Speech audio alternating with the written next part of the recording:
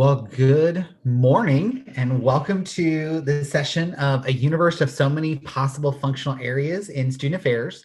My name is Brett Bruner. I use he, him, his pronouns, and I serve as the Dean of Student Engagement in the Division of Student Affairs at Arkansas Tech University.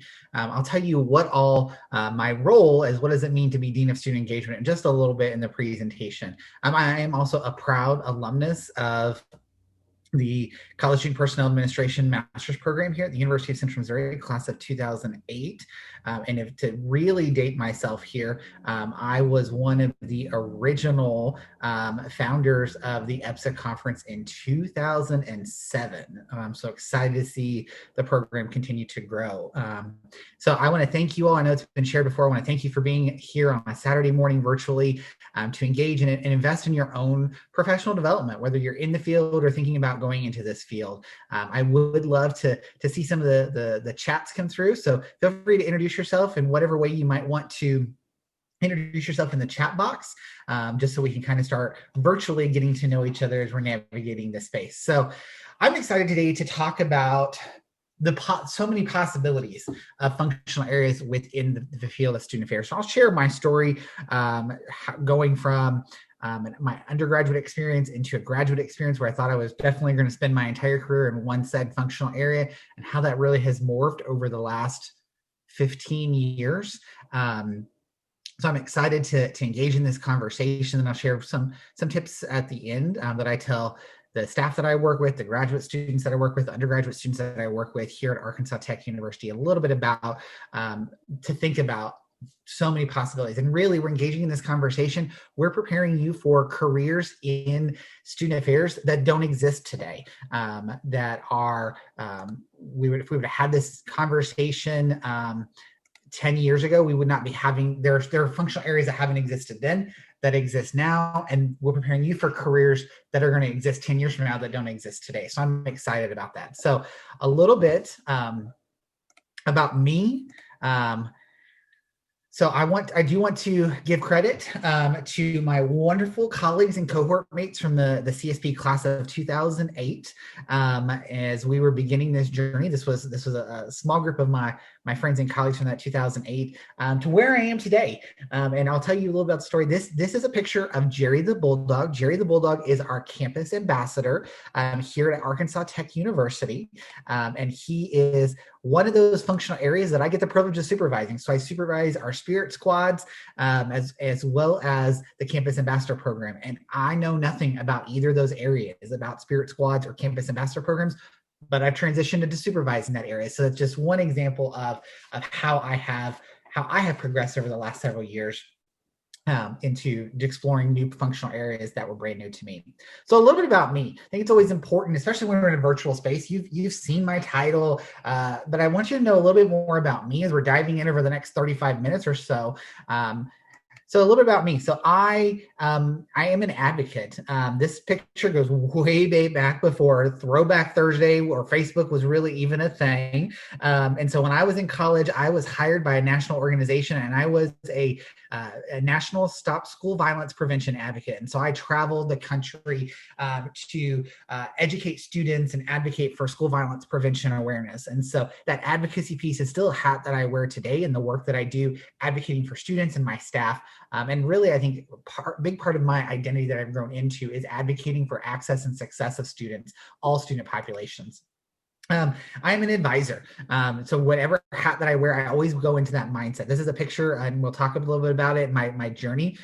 Part of one of the new functional areas when I was a brand new professional was advising College Panhellenic Council. And so I grasped onto that and really harnessed everything that entailed and learning. I'm a mentor. I find great pride in taking the opportunity to work with students and mentoring them, whether they're formally or informally, through whatever experiences they may be navigating, whether they're going into student affairs and maybe thinking about exploring different paths in that.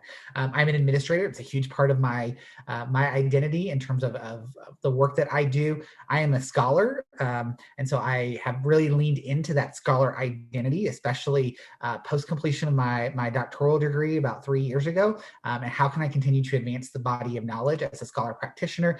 And most importantly, I'm an educator, whether that be in the formal classroom, whether that be in the co-curriculum. I really lean into that identity. I also identify as a volunteer and as a contributor to my community.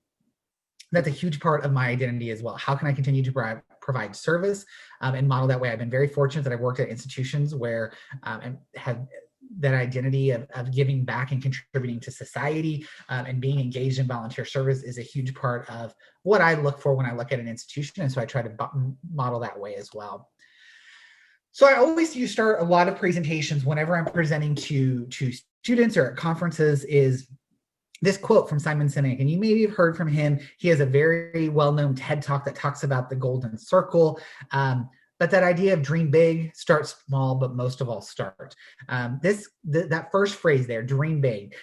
There's a picture hanging in my office wherever I've gone. When I left my first postmaster's institution, a graduate student that I supervised there, she was a first-year graduate student. She was an artist on the side, and so she painted a canvas that still is hanging in my office now, and it says "Dream Big." And so that's an important part. My charge to you is always thinking about dreaming big, starting small, but most of all, just starting. And we're going to really dive into this idea of the golden circle a little bit when we think about the so many possible functional areas within higher education and student affairs, and functional areas that we don't even know exist today that will exist within the next 5 to 10 years. So when we think about Simon's golden circle and that TED Talk here, we start with the outer circle, and that's the what. The what, every organization on the planet knows what they do. These are the services that we offer to our communities or in higher education and student affairs. These are the services that we offer. So if you are working in residence life, we know that we provide a physical space, we provide a sense of community, we provide belonging. If you work in student involvement, you are providing opportunities for connection, you're providing student clubs and organizations, you're providing social experiences. If you work in academic advising, you're providing advice to make sure students are registered for courses. We all know what the what is. And generally we know the next kind of going a little bit deeper, we know the how. Some organizations will know how that they do it. These are the things that make them special or sets them apart. When we think about how we do the what work within student affairs, we know our work is really guided by professional competency areas. And these might be brand new today. I could do an entire presentation about the competencies, but the competencies were created about 10 years ago in 2010, and they were revised in 2015 by two national student affairs organizations, ACPA and NASPA. And this really provides the guidance for how we do the work we do in student affairs. So we are using assessment and evaluation to make informed decisions. We are using social justice and inclusion tools to make sure we provide a holistic sense of community for all of our faculty, staff, and students. We're thinking about how technology, now more so than ever, is influencing the work that we do and what technological tools to advance the what we need to do via the how. But the true question I'm going to charge us today is thinking about the why. Very few organizations, very few people know the why we do the work that we do. It's only when that we can articulate the why that we can then begin to think about how does it translate into other possible functional areas that we may want to pivot to. And I hate to use the word pivot because I feel like that's one of the overused phrases, maybe in the year of 2020. How can we transfer or how can we transition out of residence life into a different functional area within higher education and student affairs. Why is not about making the money. Why is a purpose, a cause, or belief. It's the very reason that we are going to go into this field. And so before we can even begin to thinking about what functional area we're in now and maybe other functional areas that we may want to explore at some point in time in our careers, we have to think about what is our why. Why are we in this field to begin with? We all probably come into this field from a what standpoint. I came into this field because of new student orientation. I came into this field because I was an RA in college. I was an involved student leader. But why student affairs? What was our original why? Why do we stay involved in the work? Why are we thinking of this career path? Why are we giving up a Saturday morning of sleep to hang out virtually with other student affairs individuals?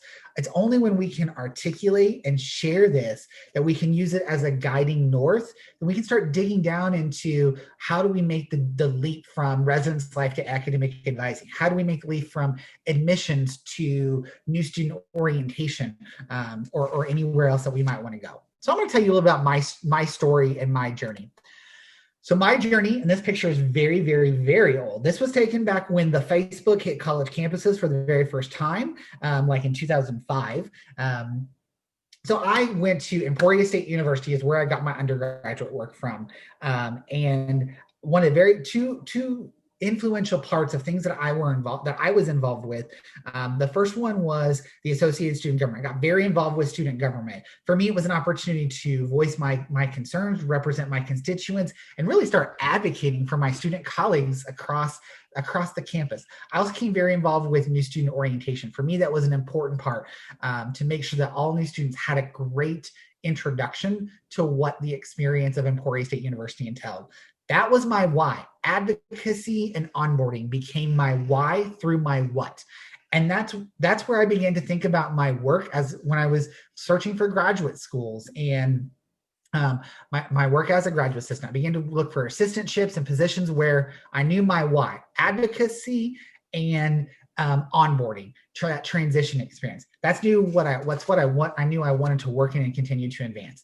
So fast forward, after graduating from Emporia State, very fortunate to find my journey at University of Central Missouri as a graduate assistant for student leadership in the Office of Student Activities. So I got to work with some of those pieces, but I also got to take on new opportunities. I was really introduced to the formal leadership programming, leadership education and development for students through working with our Impact Student Leadership Program. Really began to view that transition experience more than just a traditional orientation sense, as I began to really work with extended and pre-orientation programs before they were really a thing. And really got to see a little bit more well-rounded experience during my time at the University of Central Missouri.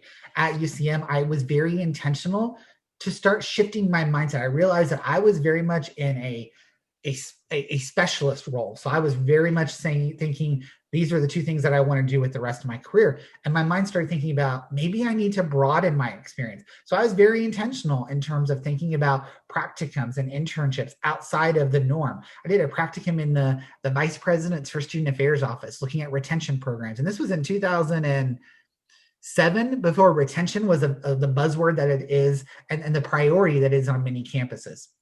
I did an internship in fraternity and sorority life. I was not a member of a fraternity or sorority as an undergraduate student. So I knew I wanted to expand that skill set if I knew that I wanted to think about so many possible functional areas. And I did it, and rather than doing a NODA internship, rather than doing a summer orientation internship, I did an ACUI internship working with summer camps and conferences. I had lived in the residence hall. I had never been an RA.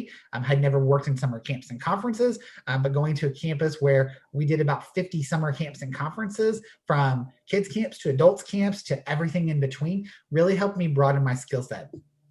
So then I began the job search. I graduated in the program in 2008, and I did a variety of pieces. So I interviewed at the large public research universities where I was maybe a very small part of the single office. So I maybe was interviewing in an orientation office, but I was only interviewing for a position that would have worked with welcome weeks. I interviewed at very, very, very small colleges where I was wearing a lot of different hats, and I interviewed at places in between. Ultimately, I made the decision to say, you know what? There's a lot of functional areas out there. I've been very narrow and limited. I'm going to take a chance on myself. So the first job I took in 2008, right after graduating with my master's degree, was to take a position as the director of fraternity and sorority life and health education at Baker University. Baker University is a small private residential liberal arts college located on the Kansas side, right outside of Kansas City. School of about 900 total students. I had never worked at a school, never been at a school of less than that small before.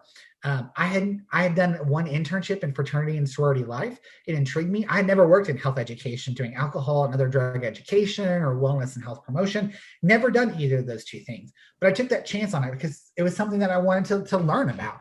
And what I quickly learned is during that time there, I was hired into these two very specialist roles. But I think in higher education and student affairs, our jobs morph. And during the 4 years that I was there, my job morphed into a director of student life role. And so as a brand new professional, brand new, fresh out of my master's program, pieces were changing, and I was charged to develop a leadership program, both curricular and co-curricular, really to develop this volunteer service component of an institution that was really focused on civic engagement. Charged to come in and say, you've got knowledge in new student orientation. We're going to change up your duties a little bit, and we're going to bring you the opportunity to say, let's try this out, and then let's bring you on board to advise student activities board and student organizations.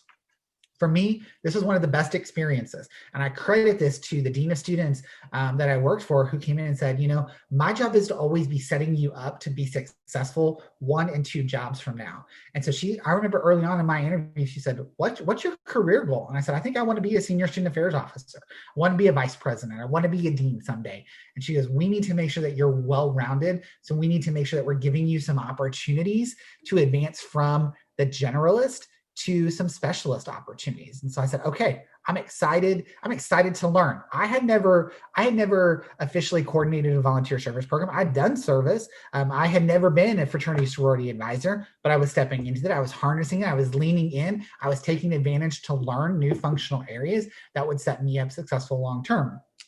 So fast forward, I'm there at Baker for 4 years. Love that opportunity. Ultimately, the opportunity extended itself in 2012 to move to a regional state comprehensive university, which is a passion of mine. I love the opportunity to serve at regional state comprehensive universities. I believe in the power of access and success that our regional state comprehensive universities provide to student populations. And so 2012, I took another leap and was hired at Fort Hays State University, which is located in far western Kansas. I don't know why I'm pointing this direction, because you have no idea where I'm pointing to. I feel like I'm pointing west. So I took the opportunity to take a leap on myself and to apply for this position that was a brand new position, had never been created before.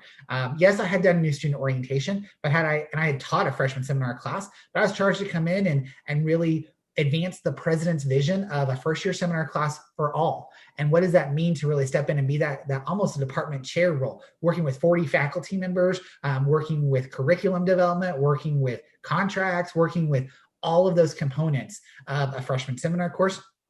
And really in 2012, and having no idea of what does a director of persistence and retention do, but coming in and being charged to really move the needle on first to second year student retention and supporting student persistence. So I harnessed that, leaned in, did a lot of reading, a lot of talking to mentors, talking to colleagues in the field during my time there. And then once again, variety of things are shifting when I am in this role. I'm in that role for 6 years due to being housed within the physical office of the Vice President for Student Affairs, the VP's office. Their door was one door away from mine. And so new functional areas are being thrown my direction. And so as one vice president leaves and we're gaining another vice president, I'm asked to step in and take the lead with all of our learning communities. So these are 18 first-year living learning communities. This is a second-year learning community. This is a transfer learning community, really emphasizing the learning aspect rather than living learning communities. Okay, so I'm gaining new opportunities to work with the academic side of house and what that entails in that role.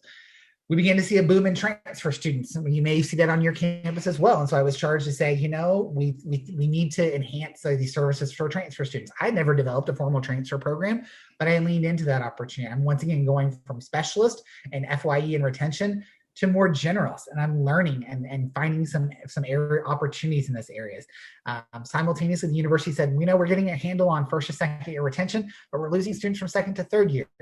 Brett, can you come in and provide some guidance into looking at second year experience? Sure. I don't know much about it, but I'm going to jump in. I'm going to navigate that. The field begins to see more second year experiences. And parent and family programs. I had absolutely no experience with parent and family programs. But that's a functional area that I jumped into, I began to learn, and now has become a huge part of both my research, my identity as a scholar practitioner. But I think something I don't like to call myself an expert, but I think that's something that I have worked with a lot of other campuses who are saying, hey, we've been charged to build a comprehensive parent and family program. Can we pick your brain? Always happy to share that. So I think it's something that for me was a functional area that I didn't know anything about, jumped in, leaned in, learned, grew in, and now has become something that I actually always excited to have the opportunity to work with parents and families of college students. Student conduct. Non-residential student conduct was added to my responsibility from a great mentor who said, we've got to move some things around. I'm going to challenge you to learn in this. And by non-residential student conduct, I was not dealing with residential violations. I was dealing with things like academic integrity. I was dealing with student behavior off campus. I was dealing with concerning behavior from faculty in the classrooms. So that really challenged me to grow a little bit in that regards. I was asked to think about commuter student services and how do we support that students, civic and learning and democratic engagement, and sexual assault prevention. So all of these components prepared me to go from specialist to very generalist. A lot of these things maybe were or were not around when I was studying as a graduate student. What area do I want to go into? Or even when I was thinking as an undergraduate student in 2005 from my own experiences. Now, fast forward 2018, I realized I was ready for that next step in my career. And so I applied for this opportunity as the Dean of Student Engagement in the Division of Student Affairs at Arkansas Tech University. That's a fancy way of saying that I oversee half of the departments within our student affairs area. My colleague, who's the Associate Vice President and Dean of Students and Title IX Coordinator, oversees functional areas and offices that sit within our student safety and support cluster, but I oversee everything that is our student engagement team. On this next slide, I'm going to show you, these are all of the offices and programs and services that report up to me. I am not the expert in many of these areas. I've never worked with international student services, but coming into this position, that's a direct report to me, the Associate Dean of International Student Services and his team. I've never worked in campus recreation, but I am there. I'm there to support that team member. As I shared earlier, the cheer squad, the dance team, and Jerry the Bulldog reports up to me. I have never worked with any of those pieces. But if the divisions of student affairs or student life or student success or whatever it looks like whenever you find your home on a campus, functional areas ebb and flow. At some places, spirit squads report to athletics. At some places, campus rec reports to athletics. At some places, civic engagement reports to academic affairs. At some places, student unions report to administration and finance. So you see that across the board. My charge to you is, it's okay to try out new things. And ultimately, it's okay to step into a role. You're never going to find a position when you start moving up where you have experience in all of these areas. I would never have the experiences in all of these different areas had I not taken this opportunity to learn and grow and lean in. Hold on just one second, give me 1 second. I'm getting sorry, sometimes you get a text message from the boss and you need to respond real quick.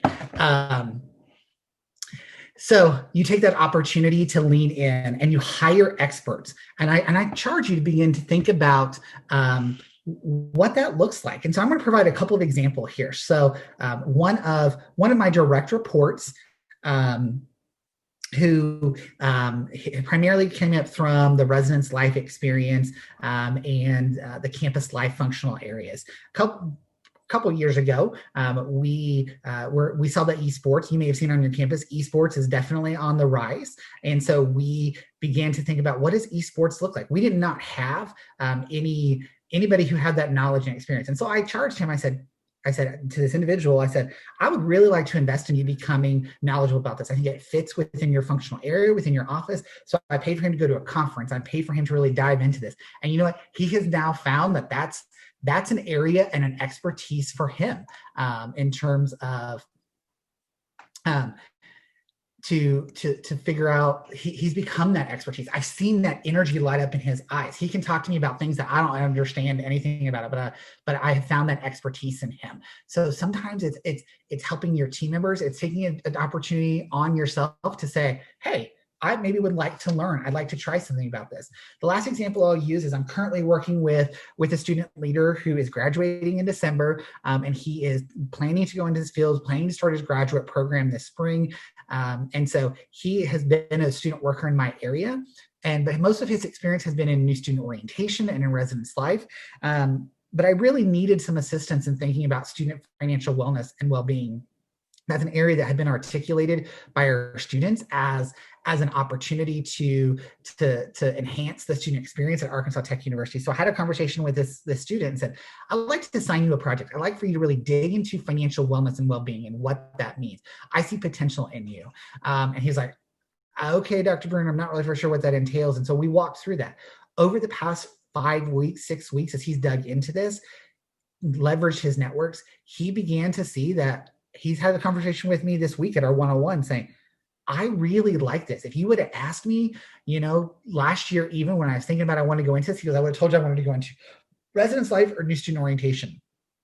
But he has harnessed that. He has said, I'm going to take a chance. I'm going to learn about what this entails. I'm going to participate in some webinars. I'm going to do some informational interviews with colleagues.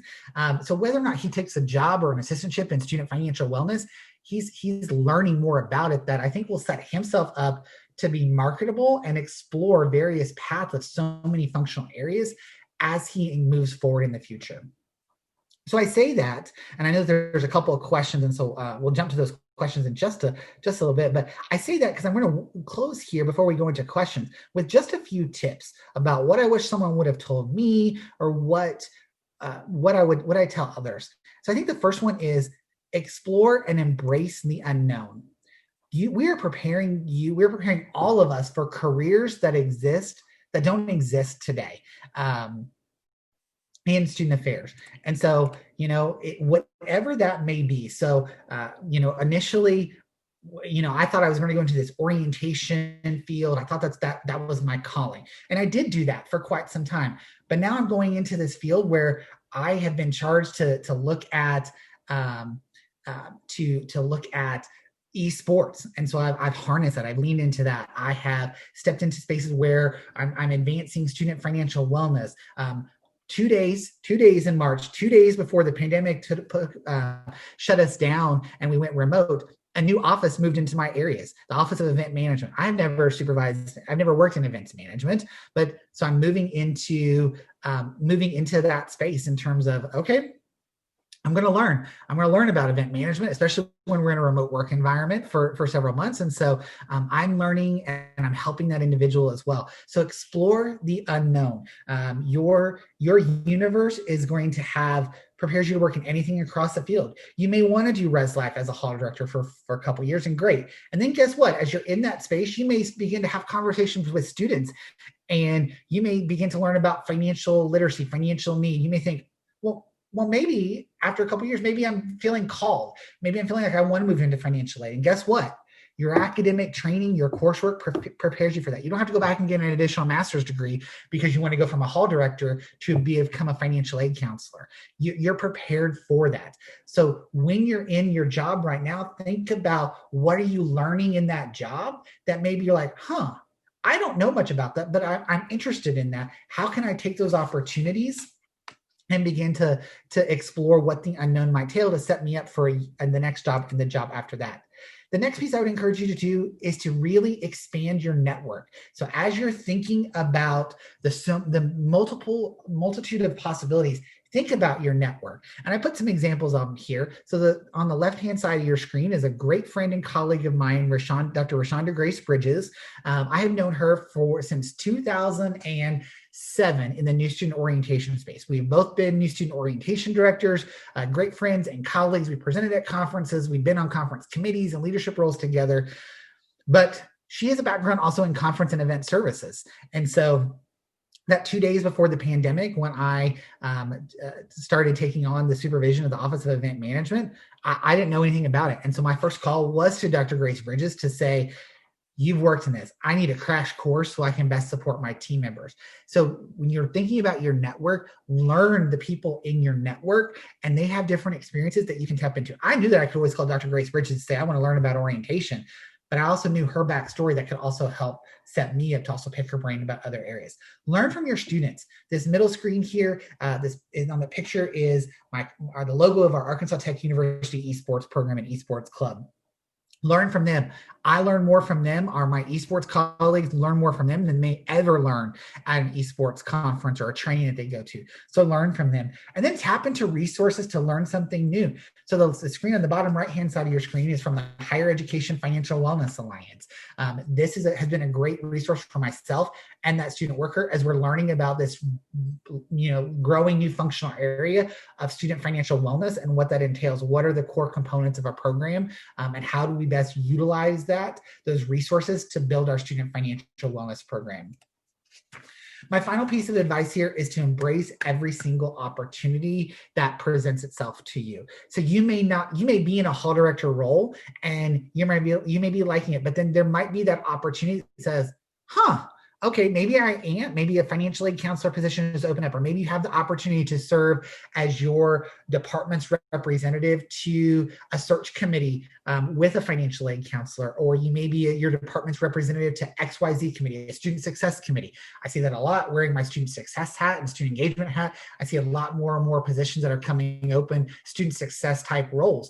So maybe embrace that opportunity to serve on your department's representative on a committee, a search committee, because you never know what that's going to entail.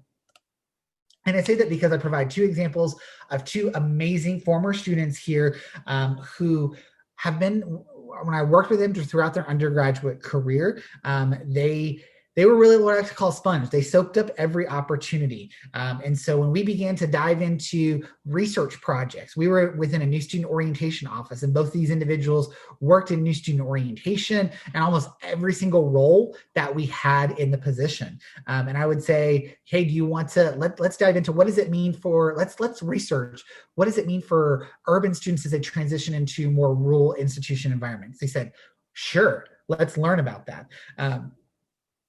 So I encourage you to do that, because both these individuals, while they came up through orientation, both of them now have master's degrees. Both of them work in higher education. Neither one of them work in orientation. So Haiti on the left works in admissions, and she's an outstanding admissions counselor because she embraced the opportunity through orientation to discover her passion for access and how we provide access for all students. Ricky on the right, he really liked the administrative side of the roles that he was doing. And he actually he took a major leap in terms of thinking about not only student affairs, but higher education. He now works on the advancement side of house. So he works with annual giving. And what does that entail? How is he still engaged with the student experience from an annual giving standpoint, with donor relations, with student recipients of donor funds? And so embrace the opportunities, because you never know when a single opportunity is going to provide you with a stepping stone to explore the multitude of functional areas that exist within your future path in the future.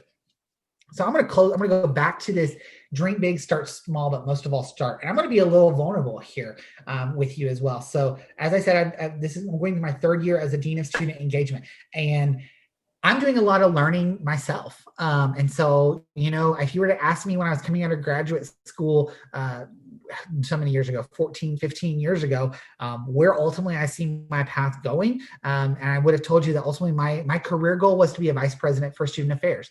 I think that's still my career goal, but I've also started to do a little bit of learning myself and to discover the functional areas that also exist within higher education. And I'm doing a lot of reading about chief of staff roles and what does that entail? And is that the next fit for me?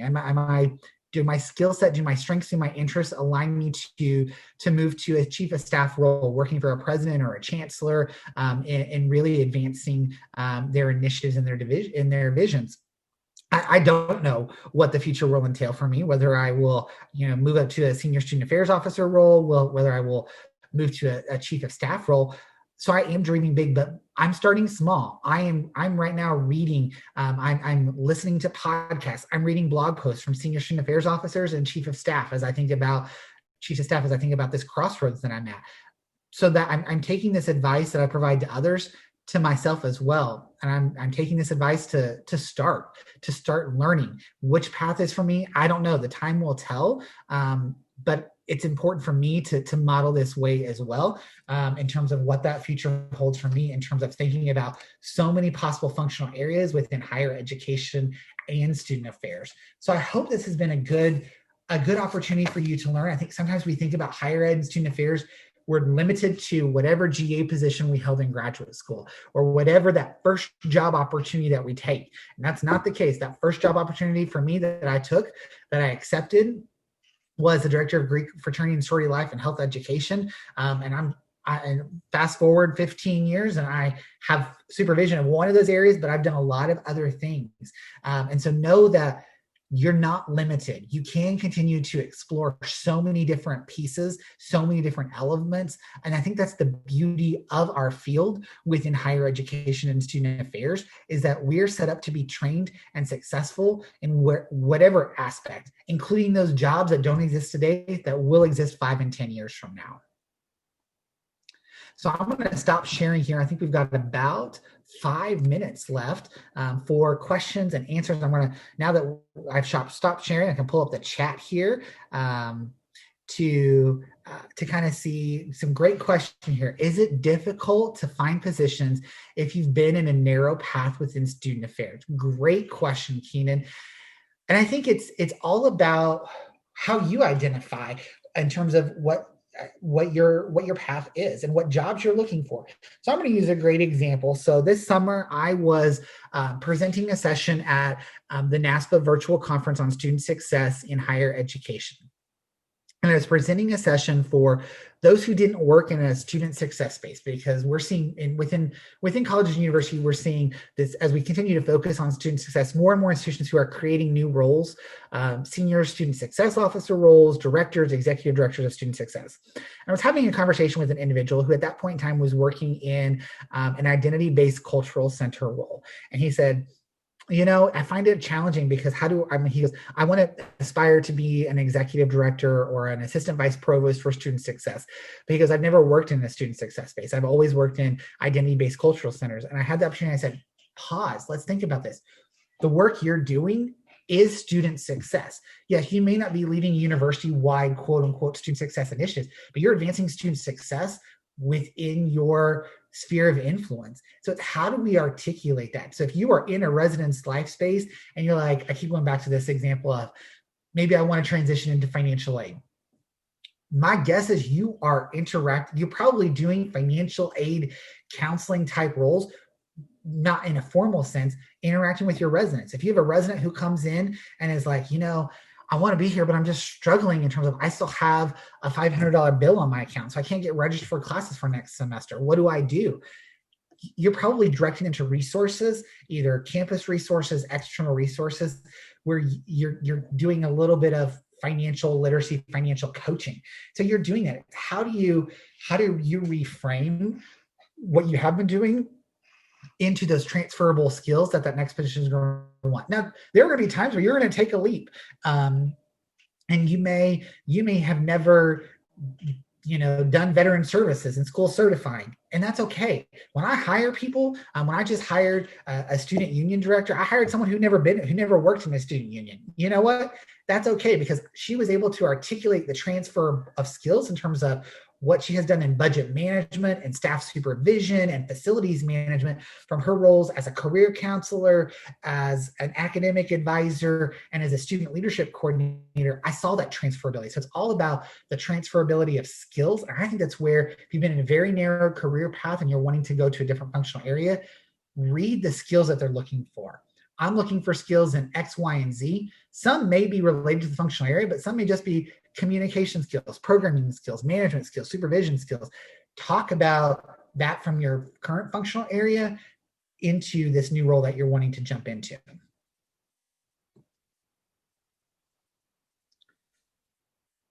I think we have 1 minute left.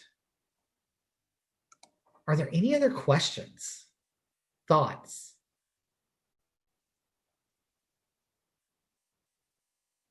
Has this been a helpful session, hopefully? Thank you. I appreciate, Ashley, the thumbs up and the nods. Thank you, K-State. Appreciate that.